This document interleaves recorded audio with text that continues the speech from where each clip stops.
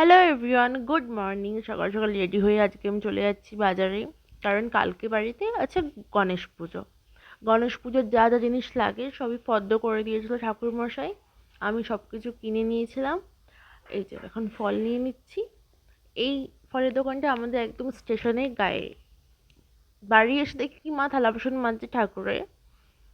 দেন আর কোনো ভিডিও করা হয়নি। নেক্সট ডেতে সকালবেলা একদম ভোর ভোর ঘুম থেকে উঠে সব কাজ টাজ কমপ্লিট করে, মানে ঠাকুরের সব গুছিয়ে পুজো টুজো দিয়ে নিচ্ছিলাম। আর এই যে ডাব, এই ডাবটা আনা হয়েছিল মেনলি ঘটের ওপর রাখা হবে বলে, কিন্তু ডাবগুলো এত ভারী যে ঘটে রাখলে সেই ঘট আর থাকবে না।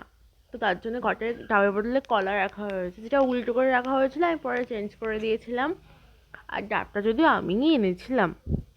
যাই হোক, খুব ভালো মতো কালকে পুজোটা হয়ে গিয়েছিল। পুজো হওয়ার পরে তো হ্যাপি হ্যাপি ফিল হচ্ছিলো, তাই বাড়িতে পুজো হলে একটুখানি মনটা খুশিই হয়ে যায়। পুজো কমপ্লিট করে আমি চলে গেছিলাম আমাদের ক্লাসমেটের বাড়িতে, আমার কিছু কাজ ছিল সেগুলো করাতে। দেন আমাদের বক বক বক বকই শেষ হচ্ছিল না।